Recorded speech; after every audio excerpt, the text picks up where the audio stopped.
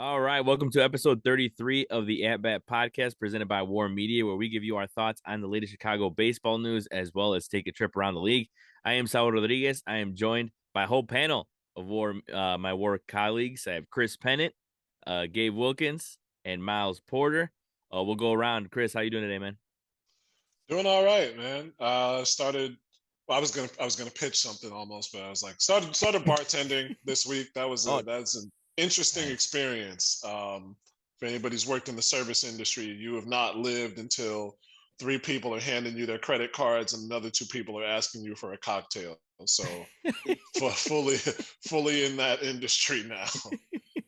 I will say this: you'll probably get a lot of personalities trying to talk sports or something. There, I'm sure around there. Right? Yeah, Already, yeah. already, yeah. How we doing, Gabe? I'm doing well, man. I can't complain. Just paying attention to the moves that's being made. Relaxing, kicking it, enjoying the off season NBA stuff. But big time moves was made today out on the West Coast, and I know we're gonna get into that a little bit later. How we doing, Miles? Doing good. This weather's been horrible. The weather's been horrible. But just Northwestern keeping me busy and staying in shape for the upcoming season next year. So just taking care of business. Yeah, no, Miles got that Bears fever. That's why he's got the jacket on. He's feeling. Yeah, He's maybe if I put it on, they'll play good. Yeah, I know, right? It's like at this point, we're just like, man, seeing as long as Justin Fields goes off, it's fine. I won't be too sad about a loss. I'm like, just go off, get like over 140 yards, and then we'll have fun from there. All right. But today we just wanted to go over the offseason for the Cubs and the White Sox, as well as cover some of the deals. Because, yeah, Gabe, you mentioned that there's been a lot of deals that have happened over the last couple of days, including a big trade today between the Mariners and the Jays. But we'll get to that. First, we'll start off with the White Sox since we have Gabe and Chris here. Just your overall thoughts on what they need this offseason. The White Sox obviously had a disappointing season, 81 and 81, where they could have, or should have gone far, should have done a lot better than they did. Now with Pedro Grifol at the helm, you expect a lot more from them next year. And you also don't expect giant changes to the roster, but they do need something, whether it's like a second baseman, or some arms in the pen, or just just some help in general. But we'll start with you, Gabe. What do you think? What are your initial thoughts on the White Sox offseason? And is there any particular names that you're eyeing? I know Sox fans have mentioned guys like Andrew Benintendi, Jack Peterson, even though he's not available anymore. That was one guy that I heard as well, but he actually just resigned with the Giants. So, yeah, Gabe, what are your initial thoughts on the Sox offseason? It's been rather quiet, Mm-hmm. and you have a lot of people as a result of that wanting to play GM across White Sox Twitter, mixing and matching pieces on who to get and who not to get, etc. But the most glaring need, as big as second base is, and filling that hole, is really in the corners of the outfield, particularly in left field, the position in which Eloy Jimenez once manned on a daily basis prior to injury. And now we're going into the 2023 season with the expectation of him being a designated hitter on a primary basis. So with that being said, you have to figure out a way to fill that need in left.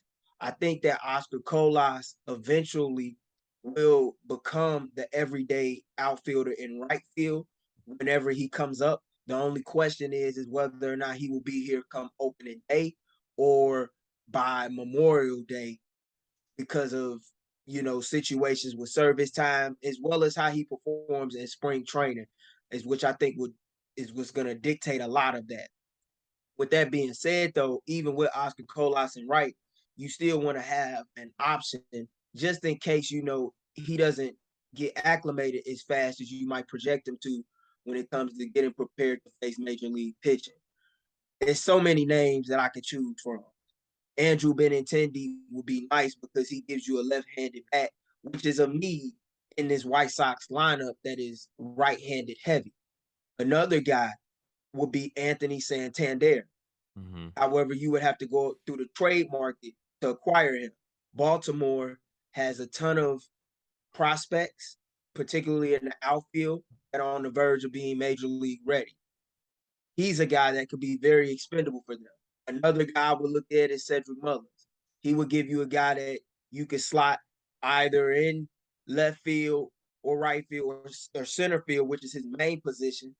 I think the White Sox are in a position where they have an assortment of options. The only question is who are they going to trade for? They've made it rather clear and obvious that they're not going to seek to spend enormous money in an effort to rectify issues and address needs to the roster. And I know that rubs the fan base the wrong way, and even me to a certain degree, especially when you have a big market franchise in a division where there are nothing but small markets outside of the White Sox. So I see I have a lot of questions, but at the same time, I'm just more so interested to see who they're gonna trade for. Because obviously they've let it be known that this is the way that they're going to explore to make changes on their roster. And the majority of the core will be back. So I do think that fans have to have a realistic expectation at some point that they're not going to do what we might want them to do as fans. Yeah, that's true. And I think the trades are just like the trading is the way to go. And especially because, you guys have a lot of trade capital. And I think a lot of the last couple of years, I do understand the hesitancy to like not trade, some of those guys, I'm not saying to trade Oscar Colas or anything, but I get that. But then also I feel like the last couple of years, it's kind of been not necessarily a wake up call, but kind of to be like, yeah, we probably should, at least consider trading some of these guys, because we're definitely not going to be able to sign a Machado or something like that to be a game changer. A trade might be, necessary. So, yeah, that is true. And I think I do understand the frustration there because, I mean, coming from a Cubs fan, like, not being able, we know they can spend, but they just don't, they haven't, recently. I know this year they're planning on, being different, and we'll get to that, but definitely understand the frustration there from Sox fans, because that's, you don't want to give up the guys that you have, but you might have to. Chris, what do you think overall on what's going to happen, and what do you think is going to happen, and just prognostication for the offseason? Prognostication is about the same as what Gabe said. There's guys that the Sox should spend on. There's definitely guys that they should put their money towards, and it would still be a good investment. To draw a similar comparison, there's a guy that I watch on YouTube. I'm sure you guys know him. I won't say his name necessarily, but he was talking about when the Raiders traded Khalil Mack to the Bears, it looked like they got equivalent value back in terms of the picks and what they were trying to do. But a player at his position, at his skill, was so effective to their plans, any team's plans, that there is pretty much no value that you could get back for him that would equate for him. And that's really what Aaron Judge is on the market right now. No matter how much you pay for him, unless something catastrophic happens, he's going to give you back your money and more, just by virtue of the fact that this 6'7" dude is going to fill seats. You can build around him. You can put marketing schemes around him. And if the White Sox want to win, I don't think that's going to rub anybody who's been the face of the franchise or faces of the franchise the wrong way in terms of who's getting the shine. So you should put money towards Aaron Judge. There's also a glut of guys at right field who could help you win now. Adam Duvall is out there. Mitch Haniger is somebody that Sox fans have had their sights on for a while, just because his value is relatively lower, I think, other than a guy like Adam Duvall. And he's played in out-of-the-way place in Seattle and put up good numbers for them. But the trade market is tough for me. I know that was probably where they're going to go. It's tough because you have to get youth back, I think. And it's hard to get effective youth back, I think, right now. I looked at their minor league system, and other than Colas and what we saw last year from Davis Martin, it's not really that inspiring to me. The guys that they have, I think, if they're ready to fill needs that they have, are still more than a few seasons away. And even a guy like Gavin Sheets or Andrew Vaughn, what are they going to get? What are they going to get back? I think is the question. That's the main problem for me in terms of making a trade. Also, this is why I never play GM mode on any sports franchise game that I ever play, because I do not know about these things in terms of like, okay, how could you manipulate this? But right field, I think, is the need that they have to fill, because you put Eloy in DH, you bring Colas up at latest in June, and then you still have a right fielder. So do you get a guy like Robbie Grossman, who's going to be just a 1-year placeholder? Or, like, I think, do you swing for a 3-year, 4-year deal for a guy like Duvall Haniger? Or do you break the bank on Judge? I would go with either of the latter two before making a trade. Yeah, Go ahead. Go ahead. yeah, I would as well. I mean, Aaron Judge, I would love to see it, but it just feels like a pipe dream to me. I think everybody wants to see that on the South Side. If you don't, I think you're crazy, because that's a guy that could literally carry your offense for a month plus, you know, if guys aren't playing as they're projected to. But Cody Bellinger is a guy that I would also look at as an option.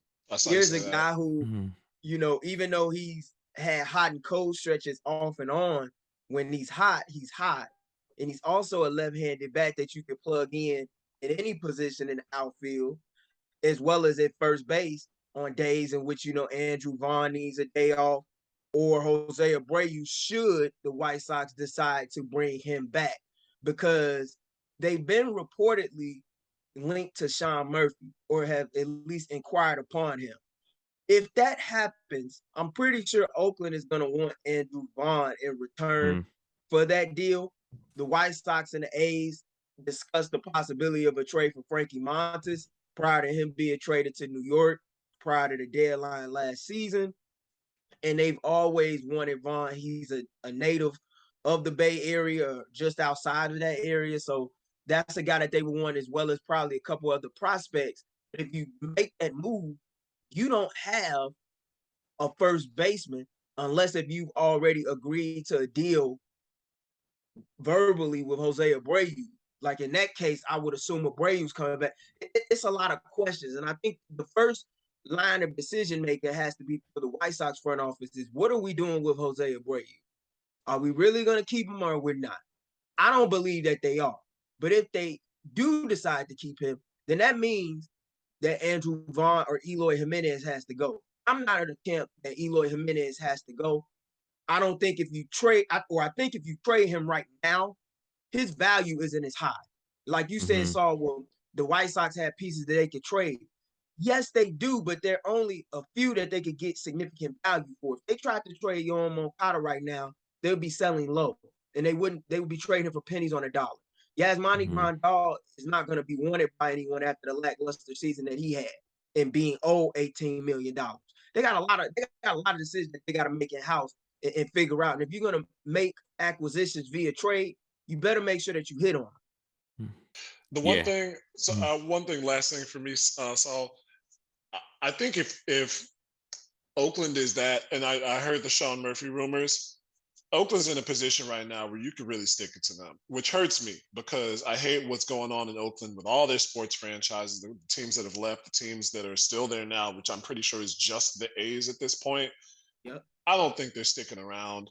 As much as anything that they do, I'm pretty sure the fans out there, they're smart, they'd see it is just like, okay, we're trying to kind of give you this like idea that we're going to stay by getting a homegrown product. So if they want Vaughn, get everything you can for them. Clean them out, because they're already trying to leave town anyway. So if you can get Murphy, get as much as you possibly can. If they want Vaughn, say we need all your draft picks. We need everybody you got, because if that's what you want, you know, we know that you're going to Las Vegas or wherever in the next few years.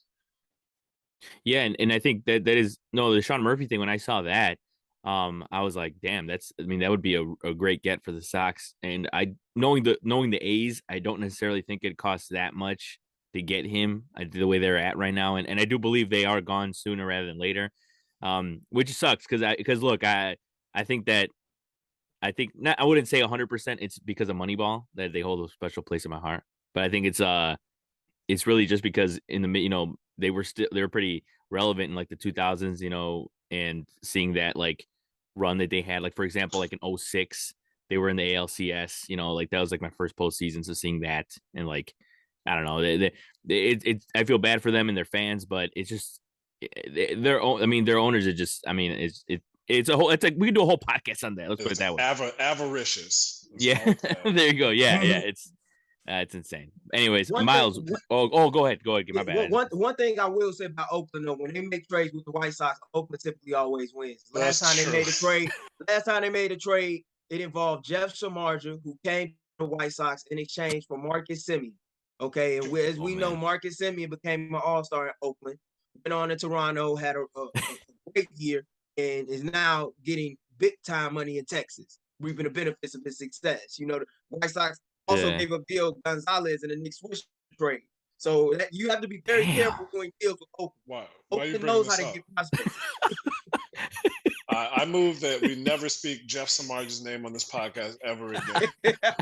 I will fight that dude in the street if I see him, and y'all can bring up the receipts on that. If I ever see Jeff Samardzija in the street and I don't fight him, y'all have free reign to roast the fuck out of me on this podcast, bro. Hey, Chris, if it makes you feel better, I mean, we the Cubs got him for you in the 2016 playoffs. That don't even make me feel better. They were like, "It's in your honor, Chris." Like, okay. Miles, what do you think about the White Sox offseason? Like, what do you expect them to do in the offseason this year? Yeah, I think Gabe and Chris have hit a lot of things right on their head. If there's one thing I do love about this Sox team is that I feel like they do have so many great pieces really to work with. A lot of good guys that they could potentially move, a lot of good guys they could potentially keep.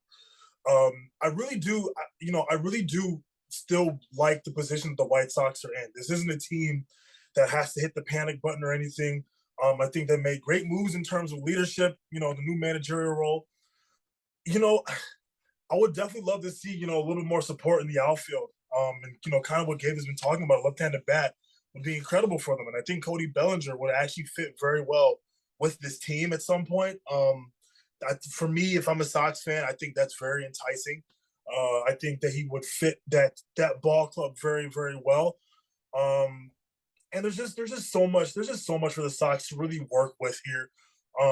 And that's where I'm feeling like, when it comes to, arms, I'm not overly impressed, but I do think the White Sox are very talented when it comes to arms in the bullpen.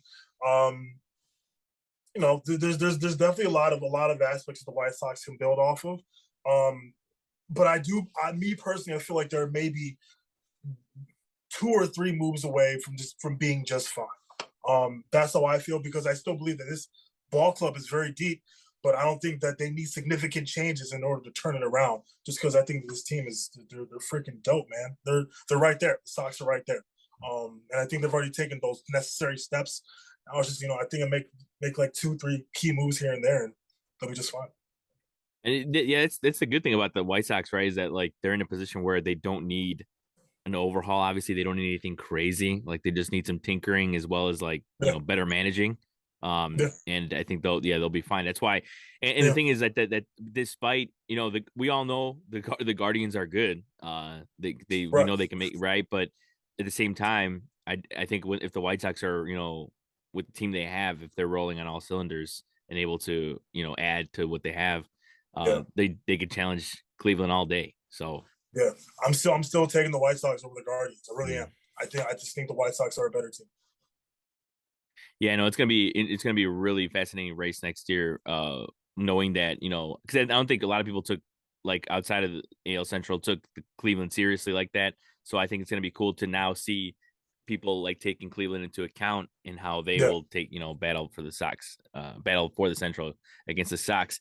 Kind of moving on now to the north side of Chicago, to the Chicago Cubs, and their offseason, they need major changes, right? So they're looking to add, or at least to what the front office is saying, looking to add big names, whether it be from the pitching perspective or the shortstop. It looks like they're more inclined to add a shortstop, whether it be Trey Turner, Carlos Correa, Dansby Swanson, stuff like that. They've been in contact, according to many reporters with those guys. And honestly, I don't necessarily. I'm not going to get my hopes really high about them getting like a Carlos Correa or anything like that. As much as it seems, they're. I'm pretty sure I saw that they're the favorite in Vegas to land Carlos Correa. But again, I'm not going to get my hopes too high just because I really thought, for example, that there was the Cubs Rays trade yesterday.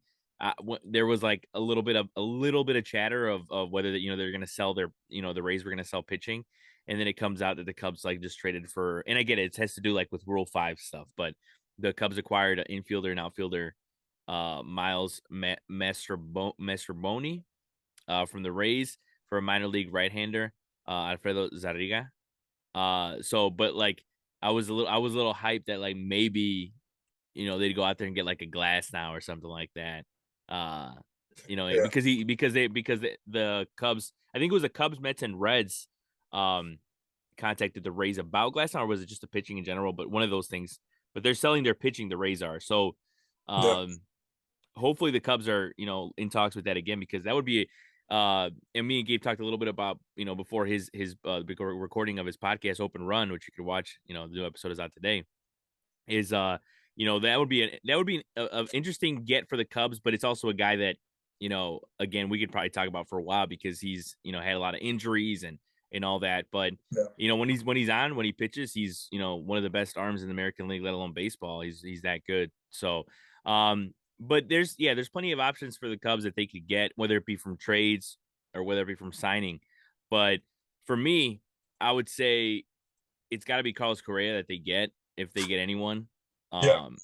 Because I just think that he fits so well, and it's all coming together. I feel like, because I feel like the media and everyone else, the people that they have an ear to the ground there, is they're starting to kind of assume that this is going to happen. I know I saw JP Morosi kind of talk about how good of a fit they are. Ken Rosenthal is like, as well. And look, I know that he doesn't want a long deal. But I think that the Cubs are going to try to get it shorter, maybe like 5 years. But I know apparently he wants like a 7 or 8 year deal, which I mean is understandable. But I do think that the Cubs are going to try to push for less. Also, the Cubs are also in the market for a pitching, but they haven't been really, at least to what I've seen, haven't really been talked about with big names like a DeGrom or whatever. But they've been they've ever since, even before the season ended, actually they've been in talks with a Japanese starting pitcher, Kodai Senga. And so that's another guy that I think wouldn't cost as much as a guy like Rodon or something like that, but it would be very complimentary to this team. And not only that, but already Seiya Suzuki has been talking up the Cubs, so that's also helped. So I really hope that the Cubs are able to get a big name, shortstop, whether it's Trey Turner or whether it's Correa, something like that, and then able to complement it with some pitching help there. There's plenty of options. They got plenty of routes to go. I don't necessarily know, if they're gonna pull out all the stops, but they should. But we'll start with you, Miles. What are your overall thoughts? What do you think is gonna happen? What do you think they need this offseason? Yeah, so it's interesting with the Cubs because we have certain pieces that we're able to build around right now. I look at Happ, I look at Morel, I look at Suzuki, Madrigal, Horner. There's a lot of players that I could think of that we can build around right now. I think starting off is addressing what we want to do at first base. Respectfully, Alfonso Rivas is not the answer. We also have a very talented player by the name of Matt Mervis coming up. So, but I know that he could get moved to the outfield as well. But then the outfield's kind of backed up, and this is a player who you want to play every day. So I think that's where that gets kind of tricky. I don't think Patrick Wisdom is going to be sticking around much longer either. I think that's another piece that we're going to see go within the next year or so. And yeah, when it comes to the arms, there's so many options that I can see the Cubs going with. And me personally, I think something that's not being talked about too much is I'd like to see Taijuan Walker on the Cubs. I think that he'd be a good fit in that rotation, kind of bolstering, adding to the innings thrown. we have such a young bullpen that clearly they're developing more, and they want these guys to throw more innings. And I think that they're actually developing that bullpen very well when I look at the second half of last season. So I think in terms of arms that I could see added, I think Taijuan Walker is someone who hasn't been talked about a lot, but I could see him actually being a great fit for the Cubs. Possibly Nathan Eovaldi, but I know that might be a little bit of a stretch. There's so many ways the Cubs can go. I really like where we're at in terms of defensive metrics. I like where we're at in the outfield, and kind of like I alluded to earlier, we got to address first base. We also got to address the catcher position now. I don't see any reason why Wilson would come back. Me personally, I don't want him to. I want him kind of like we talked about last week. I think go somewhere where you're gonna A, get your money, B, where you feel welcome. Clearly, there's a team out there for Wilson. So I would love to see him with that team. Just like I didn't want to see Rizzo come back, because that'd be kind of like a weird reunion after. It's like a reunion after like a really weird breakup, and then the person is weird. I've been through that before. And I think that with the amount of catchers that are available, the Cubs can really they can really make some moves. Gary Sanchez is probably a stretch as well, but I don't think Miguel Amaya, who's in our system, I don't think he's ready. Part of me feels like he's not going to be ready for some time either. So there's a couple of key positions that the Cubs need to address, but kind of like you said earlier, it's coming together slowly, but we're not there yet. We may be able to compete next year, but we're not going to be at the point where we're going to raise eyebrows just yet. If we are able to bring in Correa, that's a huge difference maker. But then we also have to address the other aspects, of that lineup to kind of support him as well. Offensively, Happ and Suzuki and Morel, they're going to do their jobs. Patrick Wisdom's going to strike out 200 times probably, but he'll probably pop 25 over the wall. That's if we decide to keep him around. So the Cubs are in an interesting position where we kind of got to figure out who do you want to continue to bring along this train in order to have the success in the future. There's a lot of referencing going on right now to 2016. I remember that was happening last year a lot. This is a different ball club. This team is ran a little bit differently. So I'm hoping not too many Cubs fans are comparing this group to the 2016 group, because the style of how Jed Hoyer and Theo Epstein are going about things are a little bit different. So Cubs have some pieces to pick up, but we're right there. We're not there yet, but we're on the cusp of raising some eyebrows just a little bit. Yeah, and I think also one thing I forgot to mention too is besides the first baseman thing or the thing in general, but obviously, you guys have heard that by now that one of the top guys that the Cubs want to get, besides a guy like Carlos Correa, is Jose Abreu. Yeah, and they're very interested in getting him. So that would be a great addition as well. As like a kind of a placeholder for if Matt Mervis is going to be the guy soon. Yeah. And with Abreu playing the way he's playing at his age, I mean that'd be a great add and a complimentary piece. If they are to get a big name, they could still get him and still work around that. But I want to get your guys' opinion. We'll start with you, Chris. What do you think overall on the Cubs offseason, and who do you expect that they'll actually get? I appreciate Miles for putting those names out there, because even in my research, I wasn't able to find everybody that he talked about. And it's interesting, right? Because I looked up Rivas's defensive numbers, and they were very good. Yeah. But from the what I've seen of him on TV, he's not you need a hitter at first base. You need a guy with a good stick, especially in power, and he's not really been that guy. I was kind of surprised that they're looking at shortstop, because I know you can upgrade over Horner, but I think he's a guy that you could still build with, even if he's not a centerpiece. If you move him to second base, then you can free yourself of Nick Madrigal. But I was still a little surprised, even though those guys are on the market. When you've got Swanson and Correa on the market, especially with the pockets that we know the Ricketts have, you go after those guys for sure. But I was still a little surprised. I was trying to think of a good comparison for this, and the closest I could come up with chess, and it's this like middle game part, which is really key when you're trying to position your pieces and figure out the future around you. Because I think and the way that sports is, not just baseball. You're trying to get yourself in the best position, not only to where you get the best that you can out of your organization, but when other organizations might be kind of on the downswing, so you have fewer teams to compete with come playoff time. And I'm not sure exactly where that is for the Cubs right now, mostly because the Phillies have Dombrowski, so they're going to be spending. Milwaukee is not treading water, but they're still in contention. St. Louis is always there. Everything has to be right, I think. That's why I like what Miles said. Everything has to be very precise, and that's the trouble part. So it's like, do you have holdover guys? Do you get like I like Gene Segura being out there. I think he's a guy that could definitely help, and he's still fairly young.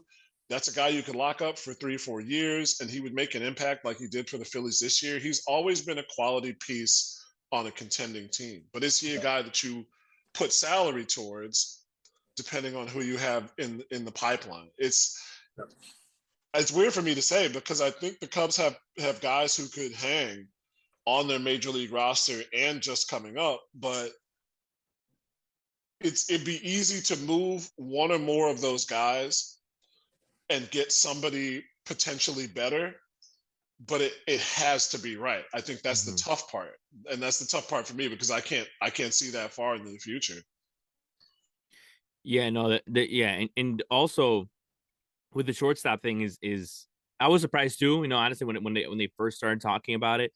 But I think the more I hear about it and the more that I hear their reasoning, it kind of makes sense. I mean, they want an elite infield. They want elite defense, and they want it around the infield, and they want a shortstop and a second baseman, with Gold Glove caliber defense. And I think that, with Horner going over to second, and let's say they get a Correa at shortstop, I mean, that just makes it, an amazing, middle infield.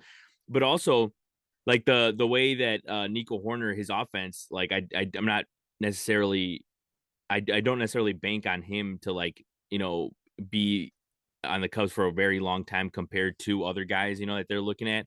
As much as it has improved, I think that just banking on his defense at short, which I was for a little bit, I was like, man, he is a guy. I was like, man, his defense is elite, blah blah this, but I was like, you know what, if it means getting Correa and moving over Nico Horner to second, it's going to be worth it, in my opinion. But we'll go over to you, Gabe. What do you think overall on the Cubs' plans this offseason? I think they're in the right place. I think they've started off fairly well. They're talking to the agents of big time players that's a part of the free agency class for a team that's on the rise in the wake of what transpired in 2021. I think they're in a good place. But the most glaring needs that I see that need to be filled starts with their bullpen. See a lot of right-handed arms, don't see a lot of lefties. Could a reunion with Andrew Chafin be, on the horizon? That would be a guy that could help you in that department. Brad Hand as well. He came in a relatively cheap contract for Philadelphia. I think he was only making $6 million, but was a vital arm in that bullpen for them. That would be a guy that you might want to pay a little bit for in the effort to bolster that bullpen up to top flight status. Keegan Thompson is a guy that I believe will be in that bullpen next season. I think Brandon Hughes was solid as well for them, but they got to add on that end, and getting some left-handed arms could help that. First baseman, that's a big priority, as Miles alluded to. You definitely want to handle that position. They were like 627 OPS as a group, and that's 27th in all of baseball. Josh Bell will be a nice add for them. I know San Diego's probably going to seek to go in a different direction. If you could get him a switch hitter with some power in that ballpark in Wrigley, where the ball flies on a windy day, he could benefit from that. You also got to shore up that catcher spot. Don Gomes was great for those young pitchers in regards to managing the staff, but he didn't really give you too much offensively. He's turning 36, I think, going into next season. Yeah. You want to get younger at that position, and you want to get some offensive production at that position, as I don't see Wilson Contreras walking through that door again on Addison and Clark in the home dugout. So Sean Murphy would be a guy. We just talked about him earlier being an option for the Sox. I think he's a more realistic option for the Cubs, and I'll tell you why. The Cubs have a richer load of prospects that they can choose from to make a deal with Oakland, which is what Oakland's going to be looking for. Another guy who could be on the move is Danny Jansen out of Toronto. Toronto has not hit it at all throughout the GM winter meetings that they're going to be seeking to flip one of their catchers. And they're going to try and shed payroll in an effort to acquire needs to shore up their bullpen and to get a left-handed bat in the outfield, as they've been recently linked to Brandon Nimmo. So Danny Jansen will be a guy. Alejandro Kirk could be a guy. They also have a prospect that's a catcher who they might be seeking to bring up to the ball club sooner rather than later in 2023. And frontline starting pitching, that's something that has to be addressed. I know that they were linked to Carlos Rodon. Carlos Rodon is going to command a lot of interest on the market. You might want to look at a guy like Chris Bassett, even though I believe the White Sox will be looking at him as well. That will be a guy that you might want to consider. He may not be a top of the line guy, but he's always been healthy and he's always been productive for the most part in his starts. He gives you a chance to win ball games. You need that. And last but not least, when I look at this Cubs roster, I don't see a face of the franchise. You have $92.5 million committed to your payroll going into 2023. It drops to barely over $50 million in 2024. Everybody's talking about Carlos Correa, and rightfully so. And if the Cubs can get him, go after him. But there's another free agent too. If you strike out on Carlos Correa, that is available, and he comes from Boston, and that's Xander Bogaerts. If you're seeking to shore up that shortstop position, you have a ton of options this year in the free agency market with Swanson, as we named, Trey Turner, Carlos Correa.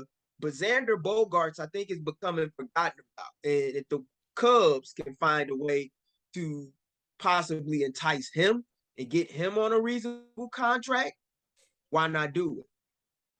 Yeah, I think, and that was one thing I was going to say too, was that when I look at the shortstop, the group of shortstops that are free agents, I was looking at Bogaerts, and I think he probably finishes third, and where like the in the rankings of who I want and I think the number one guy for a lot of people would be Trey Turner, and just the way he plays the game, and he's fast and all that. But I just like the leadership of Carlos Correa. I think that's why I would probably put Correa. Why he would probably jump Trey Turner is just because of the fact that the type of leader he is, the attitude he brings. A lot of people don't like that, but in my case, I feel like he would thrive at Wrigley, for example. Especially, it kind of gives me like a kind of like Wilson Contreras, which unfortunately, he's not going to probably be with us anymore. But we need a guy like that, like a fiery guy like that. So I mean, I think every team does. So, but I will say also that when it comes to the guys that the Cubs are looking at, I keep seeing that the White Sox are also looking at those guys. I think it's funny. Like, you mentioned Bellinger. Cubs are looking at Bellinger. Even Kevin Kiermaier too is a guy that both teams could use. That's a very experienced outfielder. So yeah, we'll see. And Chris Bassett, I mean, I've heard that's one guy I forgot to mention too, is Chris Bassett. I've heard some people say even that he's definitely going to be on the Cubs radar, and there's a good chance they get him. And I do like a guy like that too, because it's not a guy that probably will demand a lot of money, but he is actually one of the most solid pitchers in baseball. And so, and to what he did with the Mets this year, I mean, also just, to build off last year and all that, he did well. So that's somebody I would definitely want on my team. So yeah, hopefully they're able to do that and more. But like I said, I probably won't get my hopes very high because of the way this weird ownership does things. And, I see, the thing is, I trust Jed Hoyer. I just don't know if I trust, the Ricketts. So it's like, I mean, that's obviously, you've heard that, for the last couple of years so much. So, it'll be, something to watch out for sure. Kind of want to move on now from or did you want to say something, Chris? Yeah, just one quick thing. Sure. I don't know how many people, and I want to look directly on the camera when I say this. I know that there's friends of mine and people who I don't know who say that White Sox fans spend a lot of time thinking about Cubs fans and vice versa. I want everybody to pull their heads out of their asses and understand that these two teams are competing in the same markets. So just by the fact of virtue of what we talked about, but both teams are looking at similar players and trying to execute, I think, similar things. They're trying to get a share of the city market. They want to be competitive with each other, but they're trying to get a share of 3+ million, 10+ million people in this marketplace. So anybody that tells you that the Cubs and White Sox are not rivals is either lying or ill-informed. I just wanted to put that out there now that I have a platform and can be seen as definitive in this space. So if anybody ever questions that again, or writes into the show and says, "Oh, the Cubs and White Sox aren't rivals," you don't get it. I needed to put that out there. It is personal true out here, man. It's personal. It has to be. That's the one thing I've understood in the business side of this forever. And I'm not a good business person, but I've always understood that this is a business and these two teams are competing businesses.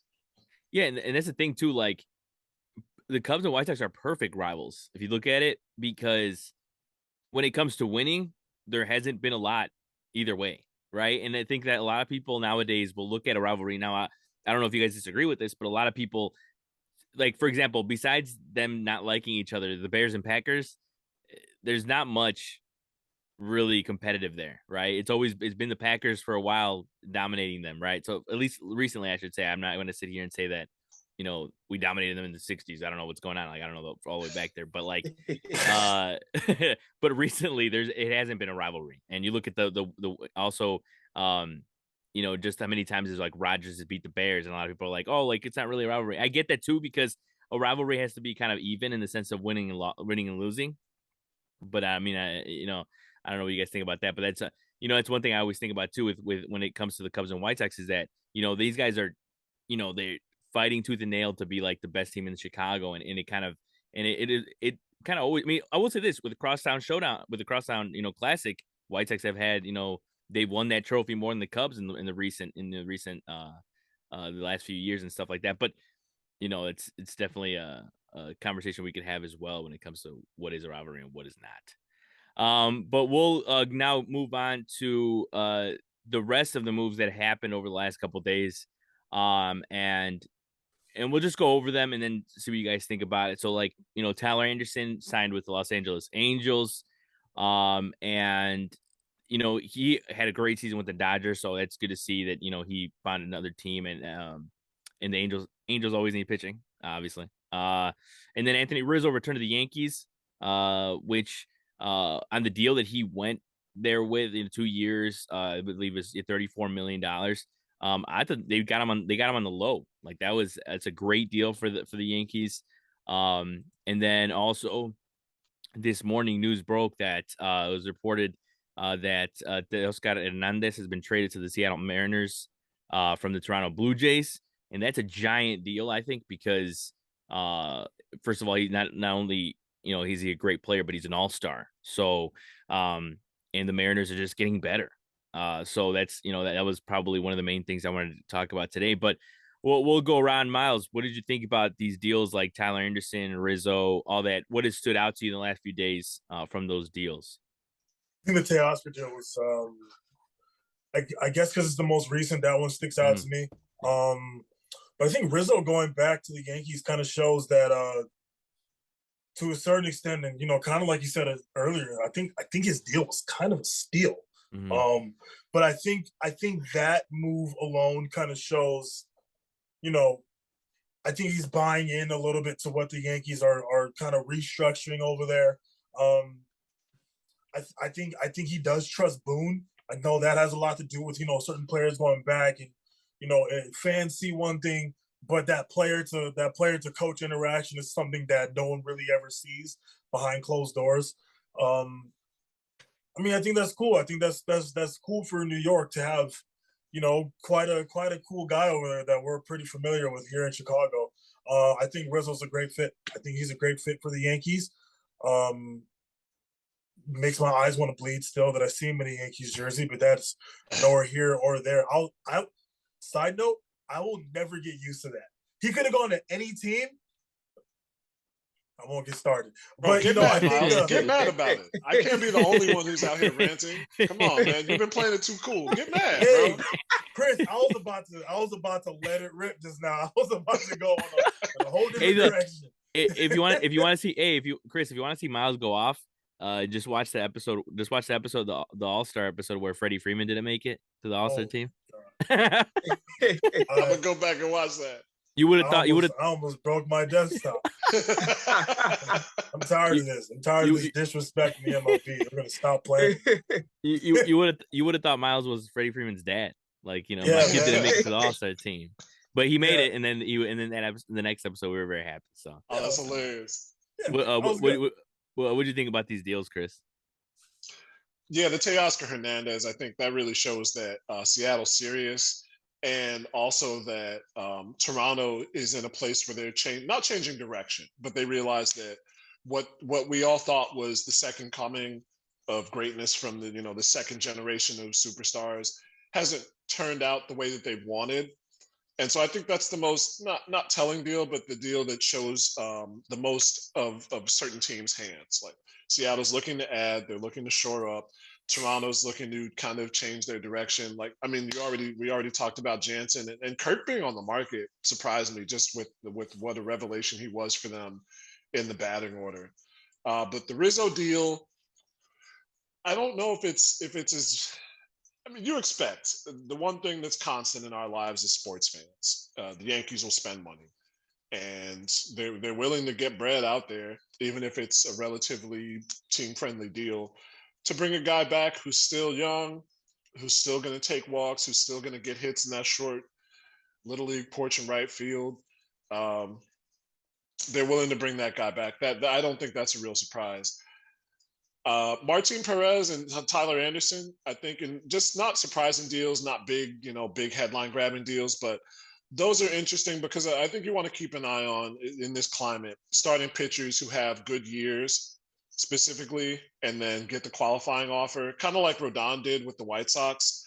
I always like to keep an eye on those guys and see if they can keep it going. Not for anything, baseball money-wise related. I just want to see if those guys make it, honestly, because Martin Perez, especially even in Texas, no matter what ballpark they're playing in with the Rangers, outside of those years that they were World Series contenders, pitchers have not made it well in Texas.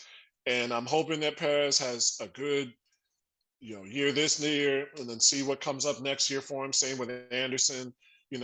He had a decent start to his career in Colorado and then kind of foundered until last year when he found it. So I just want to keep an eye on those guys and see if they make it, really. Go ahead, Gabe. When I look at all the moves that happened, the one that caught my eye the most was Teoscar Hernandez. Because that was a guy who, just reading a lot of reports out of Toronto, I figured would get moved.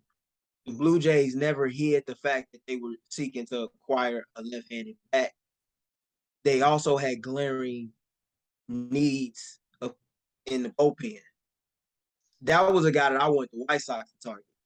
That was a guy that I thought the White Sox could have put together a very reasonable deal for, but Seattle finding a way to get him, that's a huge move, because now you pair him in that outfield with Julio Rodriguez, and you got two mashers joining forces with one another in that AL West. They are trying to show people that they are for real. In Toronto, I don't think it's necessarily a rebuild. They're just retooling their roster, trying to address areas of concern. As far as the Yankees acquiring Anthony Rizzo, getting him back on a 2-year deal, yeah, they got a steal, but I don't think that the Yankees are done. I really believe that this move helps to boost their chances of retaining Aaron Judge, because I know how close Anthony Rizzo and Aaron Judge are. Yeah. And they have not hit that from the public or anything. So I believe that they're going to seek to just bolster their roster around those two guys. And I don't believe that they're done. I wouldn't be shocked rather if the Yankees are in the running for Jacob deGrom, and getting him to join forces in that starting rotation with Garrett Cole would get him one of the best 1-2 punches in the American League. I would not be shocked if they did that, because I do see the Yankees seeking to spend money because of the fact that Hal Steinbrenner has been questioned by many people, including myself. George Steinbrenner would have did things a different way. And he would have made it clear from day one what he intends to do. Hal is kind of on watch around the eyes and media figures in New York. He just recently even did an interview talking about Aaron Boone and such. So I expect the Yankees to spend some money this offseason, especially with the way that they got knocked out of the American League Championship Series by their rival in the Houston Astros, which, you know, and that's just putting it kindly. You can honestly say that it hasn't been a rivalry because they've got knocked out 3 out of the last 4 years by them. Yeah, I mean they've definitely Astros have had their number, and it hasn't been. I mean, even this series was not really close, honestly. So, and you know, yeah, and there's a giant disparity when it comes to talking about Hal and George for sure. When you really look at what each of them say, and like, you know, for example, like I think it was yesterday, or a couple days ago, I saw that he said there was a quote that he said that, you know, that it's not an excuse, but the Astros made it to the postseason healthier than the Yankees did. And I'm just like, I don't really think I want. I don't think that's what Yankee fans want to hear, right? Like, No, they don't want I, to hear that. so especially when they're so used to getting to the World Series. yeah, Now, granted, they still have managed to hold a very good standard when it comes to hmm making the playoffs. They've been consistent in that area for yeah, the last 25 plus years. And yes, they have went on several deep runs, but this is also a team that has not won a championship in 13 years. And they've only won 2 championships in the last 22 years, if you count 2000. hmm So, I mean, yeah, like they're not used to that. I'll be honest, as a person that's 29, I'm not used to that because when I was a kid, the Yankees were in the World Series damn near every year hmm during the Derek Jeter and Joe Torre era. So I I'm interested to see what they do. I know Hal's an economist, so he's gonna view things more from a money like point of view than his father, who is basically like, "Hey, we all in." But when the fans are so used to success, yeah, they're gonna be picky with you, and they have reason to be. They have reason to question Aaron Boone as well, who I believe is entering the 2023 season on the hot seat. He is on watch. hmm Yeah, no, it's gonna be something to watch out for sure. This, you know, how they deal with Aaron Boone, and how Aaron Boone reacts to that, because yeah, like you said, he doesn't have a lot of time, and Yankee fans want to see a championship sooner rather than later. You know, 13 years for them is like 50 years, like for them. You know, But yeah, so yeah, we'll see. But the one last thing I wanted to talk about was the awards that have been given out this week so far. The American League and National League Rookie of the Year, as well as American League and National League Manager of the Year. With the Rookie of the Year, Julio Rodriguez won it deservedly. And then in the National League as well, you had Michael Harris the second, also won deservedly, and that one was a little closer than the American League one, but you know, Michael Harris is a beast. You couldn't really, there's no really wrong answer there. And then in the Manager of the Year category, Terry Francona for the Guardians, and then Buck Showalter, who won again. I believe that's his fourth Manager of the Year award, and he won for the Mets this year. Just wanted to get your guys' general thoughts on that. I know, like I said, the National League one was closer with Brendan Donovan and Spencer Strider. And with the American League, I thought it was clear cut. You know, Julio Rodriguez was going to win. So, I mean, the guy's, you know, is a beast. But yeah, wanted to get you guys' overall thoughts. Well, we'll start with you, Gabe. What did you think about these awards that were given out, and did you think the right people won? I can't argue against who the writer selected, especially Mm-hmm. when it comes to the Rookie of the Year awards. I believe Adley Rushman put up a great fight, Mm-hmm. but Julio was on the more successful team. Yeah. He had numbers that backed up his case. I think he's one of only 4 rookies in the history of the game to hit 20 plus homers and capture 20 plus stolen bases or more in a single season during his rookie year. So that was impressive. Michael Harris was a guy that I considered to be the Rookie of the Year favorite as far back as June, even though Spencer Strider did make a run to make it close. I felt like you could have went either or of those guys, but that Rookie of Mm-hmm. the Year award was definitely going to be in Atlanta's clubhouse either way. As far as Manager of the Year, I can't knock Terry Francona getting it to do what he was able to do with a $67 million payroll in the Guardians roster and a roster that didn't have a lot of power the play is fundamentally sound as they did on defense and offense, putting pressure on opposing pitchers with their base running, it paid off significantly. And he did it in a way that you typically didn't see him do it previously with teams in Boston and so forth, and even those early teams in Cleveland. So I was impressed by that. Although one guy that I wish got a little bit more love in the Manager of the Year vote in the American League, and a guy that I probably would have voted for, even though Francona's Guardians won a division, was Brandon Hyde in Baltimore. Mm-hmm.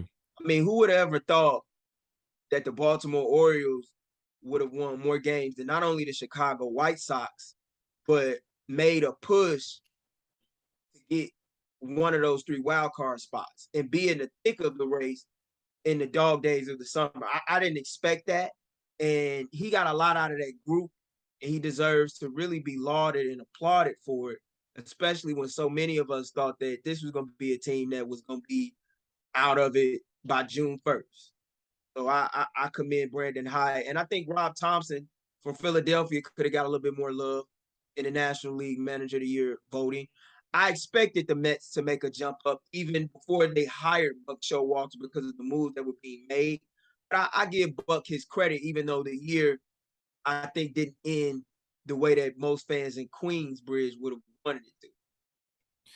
Yeah, no, definitely. I mean, that team this year, I definitely picked them to go way farther than they did. And I think that was super disappointing for them. But I think that also their management, their front office and all that, and as well as, Cohen, they're going to go all in again this offseason, going to try to retain DeGrom and try to get other guys out there for sure. So it'll be, another season to watch out for the Mets next year. Chris, what did you think overall about these awards? And do you think the right guys were picked? Quality. Yeah, it was quality voting, which I think is not often said about MLB voting, whether it's Hall of Fame balloting or in-season awards. I thought they got it right. Julio Rodriguez was the clear winner. And I was looking at it because I wanted to make sure if it was a thing where if Seattle had not made the playoffs and Baltimore had, would it be flipped? But I think Julio outpaced Adley in a lot of key offensive categories. And even though they're both playing prime defensive positions, I think catcher is not as accurately rated defensively now in terms of just the basic metrics as it should be because of the way pitching has evolved. But Julio, I think, is a better defensive player even at a young age than Adley Rutschman is too. So I was all good with that. With Michael Harris and Spencer Strider, I think it's tough because of the fact, again, the pitching has changed. If Spencer Strider was coming up in the early 2000s, or even he might have had an edge on it just because he would have been pitching more. But Michael Harris contributed in a more rounded way to the Braves.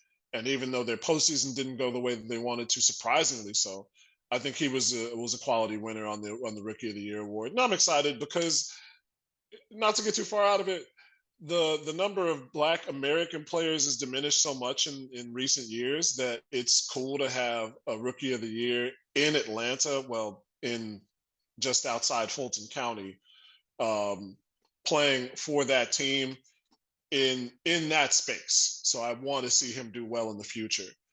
Buck Showalter, as much as I'm not a huge Buck Showalter fan, winning 4 Manager of the Year awards with 4 different franchises is wild. It's wild, especially when you see some guys who come up and don't necessarily get the chance with 4 different teams to manage.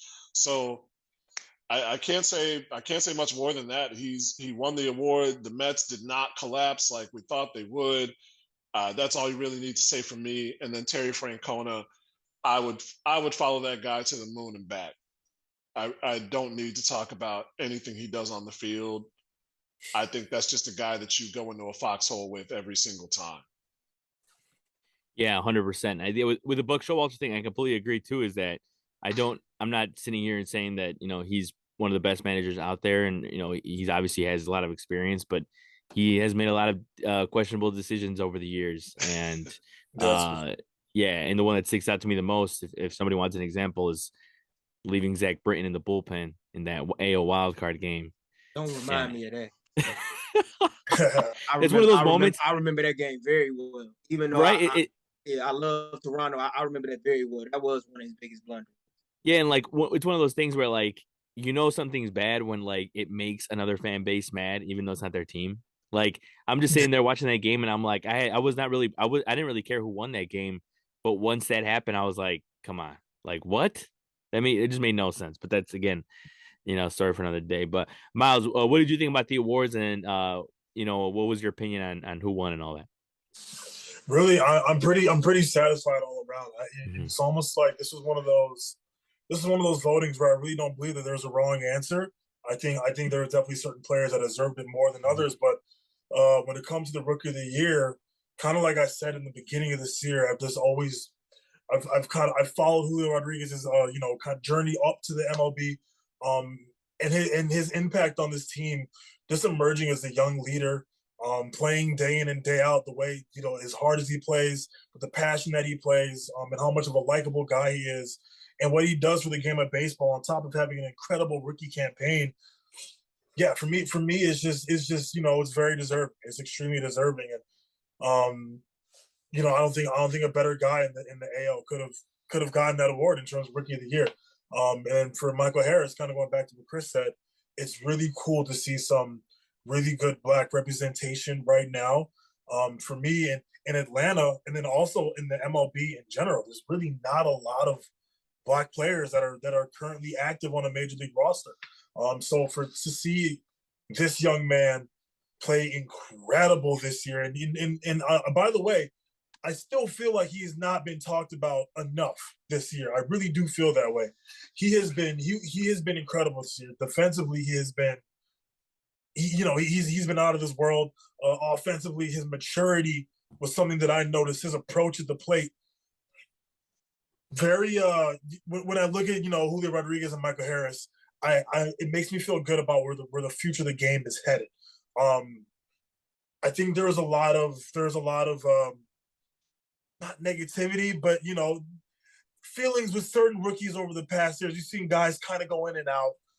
Jonathan India last year in the NL, he had the injury, but when he came back, he also wasn't the same player that he was. That's okay. The sophomore slump is a real thing. But I look at these two players, and I just, I don't see any reason why it doesn't go up from here. I really don't. When it comes to the, manager of the year, Tito's the man. I think it's amazing how he really brought that Guardians group together in a division with the White Sox where people were pretty much kind of counting the Guardians out against the White Sox. So for him to bring that leadership, and they didn't really add too many major pieces this year either. He kind of took that ball club and they ran with what they had, and for the successes they did have, that was incredible. Buck, I think Buck is he's an interesting guy to me. I've always respected Buck, but he's also made some moves over the years, kind of like you said, Saul, where I was like, interesting why you did that. I disagree. But I look the campaign of 2022. I think he did great. I think he did great with his ball club. Really rocky finish to the season. Kind of Pete Alonso talked about this when they got swept by the Cubs. That's when it really started to continue to go downhill. But there's only so much you can do as a manager. You can't go out there and play for your guys. You make the lineups. You put the pieces out there. And I think he did a very, very good job of that this year. Unfortunately, they were bounced in the wild card, but I think their Mets are heading in a very good direction. You saw Francisco Lindor have a really good bounce back year. Pete Alonso hit great offensively. Brandon Nimmo came into his own this year. So much to talk about with the Mets, and I think a lot of that has to do with Buck Showalter just being the leader and knowing where to put guys properly. The Mets are going to be just fine, in my opinion. This is one of the first years and Saul, we talked about this in the beginning of the year. That's a ball club that has a lot of drama away from the field. This is one of the first seasons I've ever seen the Mets just have a good baseball season with nothing else going on behind the scenes. Mm-hmm. It's always been something, whether it is issues with players or general managers being inappropriate, whatever the case may be. This is one of the first years where the Mets they just went out and they played baseball. And that shows you what kind of ball club that they can be. We just focus on playing ball. So I think it was very deserving all around. Me personally, I'm very satisfied with all the decisions. Yeah, and I think, That is true, especially with with all the stuff that we've seen in the past with the Mets. No doubt. Gabe, do you want to add something about Michael Harris? Yeah, I mean, I just find it kind of cool that a hometown guy who's from Georgia managed to win the Rookie of the Year award for his hometown team. And then when you add in the fact that he's an African American player, and you also add in the fact that he makes now 2 out of the last 3 National League Rookie of the Year award winners that are of African American descent. I think that's pretty cool, especially in a year where you didn't have a U.S. born black player in the World Series for the first time since 1950. So I think that's pretty dope just all around. And it just goes to show how incredible the Braves scouting department is, because he wasn't even a first round draft pick. And he came in and contributed right away. And without him, I don't believe that they go on a run to win the National League East. Even though Buck Showalter's Mets had a great year, the collapse of losing the NL East and losing a wild card the way that they did, that was a tough ending. Not to take away from his Manager of the Year award. I think he was deserving of that, and as Miles alluded to, the Mets had a hell of a year, and it was a drama-free, incredible season. But with that said, I just think what Michael Harris did is incredible, and it goes to show that there is black talent in the game with him, as well as Devin Williams, who won in 2020 and was the reliever of the year across the MLB that year as well. 100%. And definitely, hope to see way more and, a lot more representation for sure. But as much as we saw, as much as people talked about, the fact that there wasn't any black players in the World Series, it was good to see Dusty Baker win the World Series and, to have that in there. But yeah, we definitely want to see more for sure. But I think that's a good place to wrap for episode 33 of the At Bat podcast. Next week we'll come on and talk about free agents. Where do we, make our predictions? And I'll be prepared to make my list and be wrong. But the whole point is trying. I'll make mine too, Saul. Don't worry. Yeah, I'll try it this year too. That's gonna be an interesting one. Yeah, we'll see who gets closest, and then true. We'll put $10 in a hat. Xander Bogaerts to the Cubs, calling it right now. 7 years, 100 years. He's trying to jump out in front. Miles trying to jump out in front already. Oh man! All right. Well, I want to thank Chris, Gabe, and Miles for joining me, and we'll see you guys next week.